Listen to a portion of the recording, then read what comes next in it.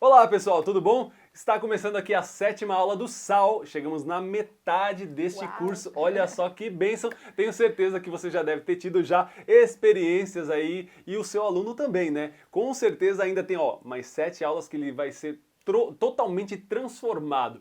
E o título desta aula aqui é O que agrada a Deus. O objetivo é mostrar para o seu aluno que a única forma de agradar a Deus é através da nossa fé.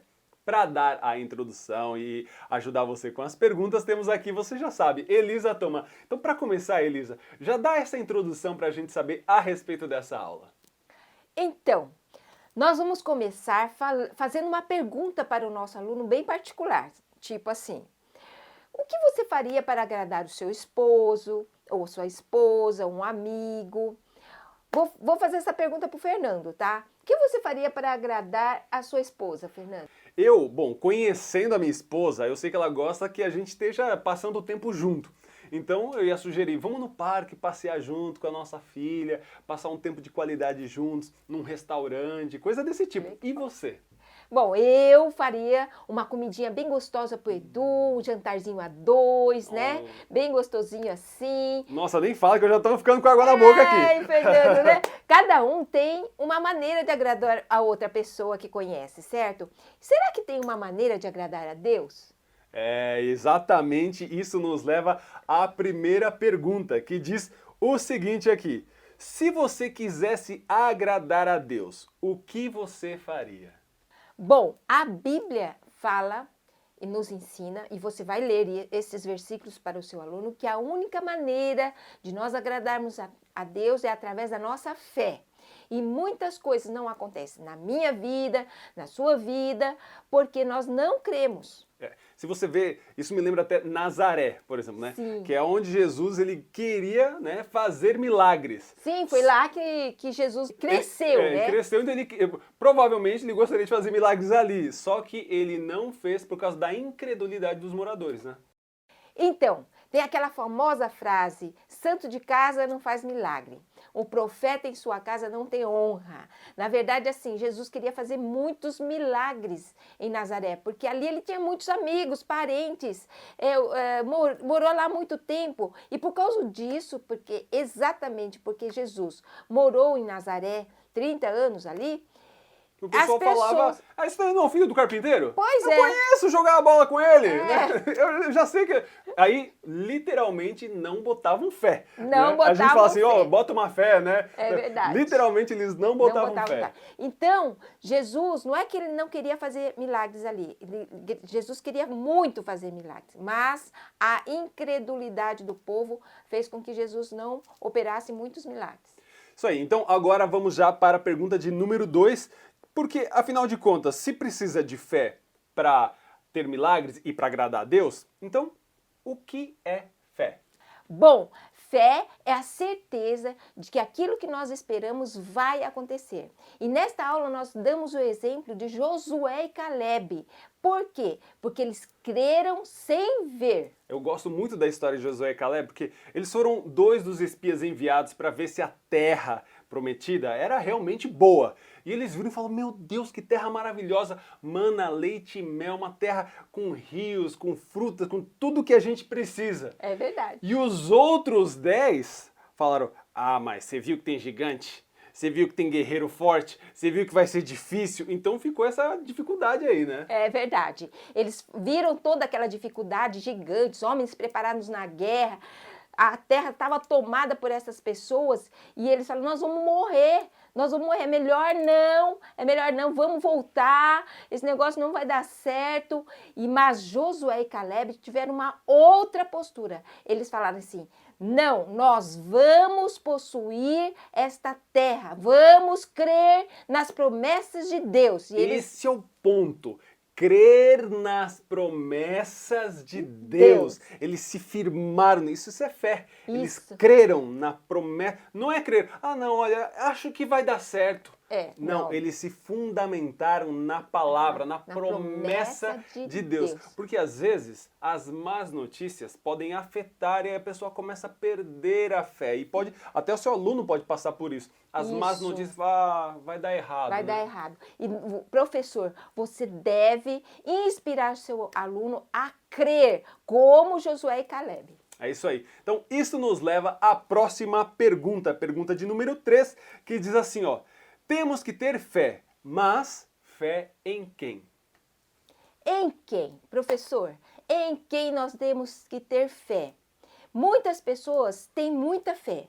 Eu falo assim, eu tenho muita fé em Maria, eu tenho muita fé em José, eu tenho muita fé em Buda, mas elas estão fundamentando a fé delas de uma forma errada. Pois é, e tem gente que tem fé em objetos, em amuletos, em pirâmides, em cristais. Pois né? é. Então, tem fé, mas no quê? Em coisas que acabam desagradando a Deus. E a Bíblia deixa muito claro que a nossa fé tem que estar nele.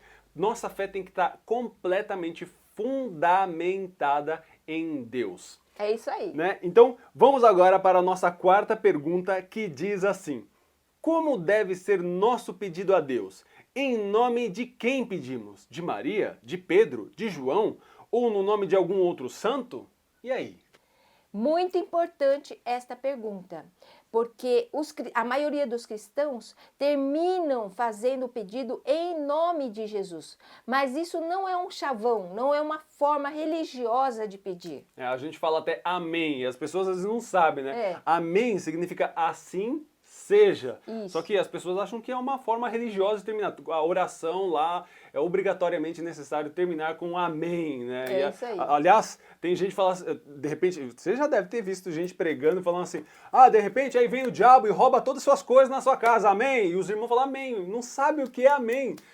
Amém não significa é verdade. É verdade. E sim, assim seja feito. Assim seja então, a gente feito. tem que tomar cuidado Tem com que isso. tomar muito cuidado. E as pessoas veem esse terminar a oração em nome de Jesus como uma forma religiosa de se falar, mas não é assim. Então, Fernando, será por que as pessoas, os cristãos devem terminar a oração em nome de Jesus? É um mandamento, né? Jesus, ele falou, pedi em meu nome. Então, como você falou, não é um rito religioso dizer em nome de Jesus, é uma ordenança, né? Isso aí, porque você está pedindo em nome de Jesus, em nome da pessoa dele. Então, é por isso que esta oração tem poder. Você está pedindo em nome da pessoa de Jesus. Ele mesmo fala, foi-me dado todo o poder no céu e na terra. É ele o único que pode intermediar o nosso acesso a Deus, né? É isso aí. Jesus, como o Fernando disse, é o único intermediário entre Deus e os homens. Não há outro. O único que tem esse poder, essa autoridade delegada por Deus é Jesus. Você vai ter versículos aí, inclusive, que vão pautar isso. Você pode ter outros. Eu sou o caminho, a verdade e a vida. Ninguém vai ao Pai senão por mim. Jesus deixa claro isso. É isso aí. Ele é o único que pode nos levar até Deus. Que coisa maravilhosa. E isso nos leva então à quinta pergunta, que diz assim: é possível Deus deixar de se agradar de nós? Como? Como? Bom, isto é muito fácil de explicar. Deus quer que nós acreditemos, que nós creiamos nele. Acreditemos que tudo que ele falou que iria fazer, ele vai cumprir. E não é importante explicar que não é que Deus ele se desagrada como um ser humano, ele não é um sentimento. Ele simplesmente deixa de se agradar, né? É exatamente isso. Às vezes nós estamos ali no nosso caminho, crendo, buscando a Deus, né? Com a maior fé. De repente acontece algo que nos desagrada e nós quebramos a nossa aliança com Deus. Essa quebra de aliança, essa quebra de crer em Deus, de crer nas suas promessas, é que desagrada a Deus. É simples assim. Muito bem, então, chegando aqui na nossa sexta pergunta, que diz assim: será que existe algo que eu possa fazer para que a minha fé cresça? Afinal de contas, se a fé que agrada a Deus, então eu quero que minha fé cresça para que ele fique bem feliz comigo. A Bíblia nos ensina que a nossa fé vem pelo ouvir e ouvir Deus pela sua palavra.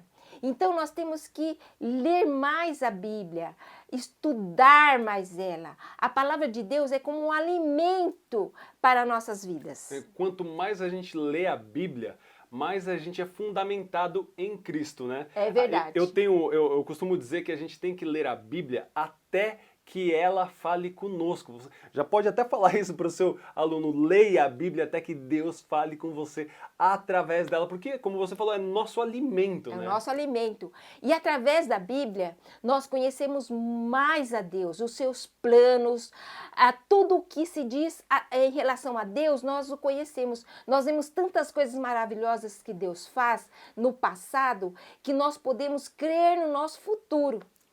Eu até compartilhar um testemunho rápido aqui.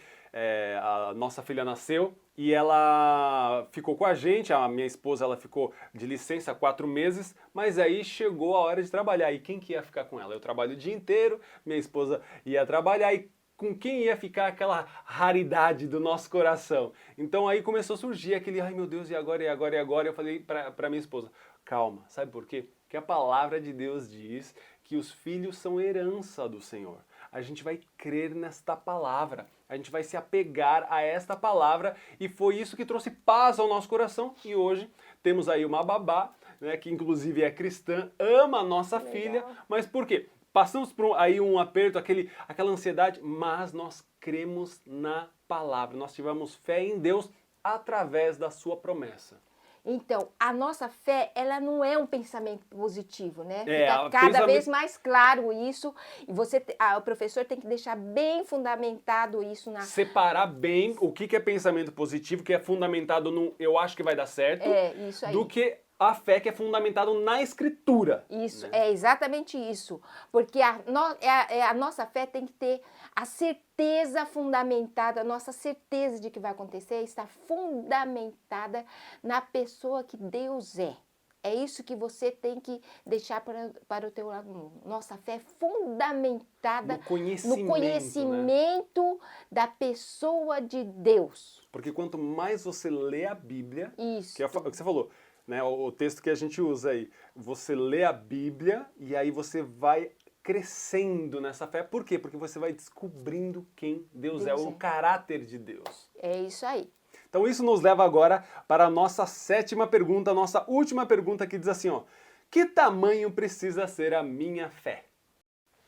As pessoas, elas pensam que para acontecer um milagre, algo sobrenatural, ela precisa ter uma fé grande. A minha, a sua, a dela, precisa ser enorme. Mas a Bíblia, ela nos fala que para que aconteça um milagre, nós precisamos ter a fé do tamanho de um grão de mostarda. Sabe que tamanho que é isso? É um pingo, um nada, é quase nada. Eu imagino assim, que você fale para o seu aluno que às vezes a fé dele é tipo... Se precisa de um grão de mostarda para ter fé, imagina como tá a nossa fé. Nossa fé. Precisa de um microscópio assim, última tecnologia, última, para poder enxergar. Então fale isso para o seu aluno. Imagina a sua fé, a minha fé, como que deve ser, porque... Fala que para um monte de se deslocar de um lugar para o outro, é preciso ter a fé do tamanho de um grão de mostarda. Então, nós precisamos ler a palavra até que Deus fale conosco, como o Fernando já disse, Deus falar conosco para que a nossa fé cresça, cresça, cresça, até que seja do tamanho, pelo menos do tamanho, de um grão de mostarda. É maravilhoso essa experiência, estimule. Esse é o momento de você estimular o seu aluno a ler, a ter prazer na palavra de Deus. Salmos, no capítulo 1, verso 2, diz ter prazer na lei do Senhor e meditar nela dia e noite. Então ajude ele para que ele mesmo no seu quarto ele leia. Porque assim, uma coisa é a gente ler a Bíblia e você explicar para ele, ó, esse aqui está falando isso. Outra coisa é ele estar lendo e o próprio Deus falar com ele. Nossa, aí é a experiência de Pedro. Bem-aventurado és tu, Simão Barjonas, porque não foi nem carne ou sangue, ou seja, não foi seu professor, não foi ninguém, mas foi o próprio Pai que está nos céus. Então ele precisa ter essa experiência para que a fé dele Cresça. até o tamanho de um grão de mostarda já tá bom. É. Já tá bom, né? É? Então é isso, isso já aí. vamos aqui chegando. Vamos para concluir, Elisa. Traz uma palavra de conclusão, porque a gente já está chegando no final dessa 7ª aula. Bom, professor, é importantíssimo, ao final desta aula, você estimular ao seu aluno a buscar ter mais fé. E em Hebreus 11:1, depois de Hebreus 11:1, começa a galeria dos homens da fé. Inclusive, Elisa, eu tenho aqui a lista, olha só, algumas características desses homens que depois você pode ler com mais calma aí com seu aluno. Esses homens, eles mudaram o mundo, venceram reinos, fecharam a boca dos leões, apagaram a violência do fogo. Olha que essa expressão é maravilhosa. Homens na qual o mundo não é digno. Seu aluno pode ser um desses homens. É somente ele tem que começar a praticar a justiça e viver pela fé. Vamos ter mais fé? É isso aí, então vamos ler a palavra de Vamos Deus, ler a meditar nela até que ela fale conosco. Chegamos ao final desta 7ª aula, nos vemos na 8ª aula, né, Elisa? Isso aí. Então até mais, Deus Até mais. abençoe. Deus abençoe.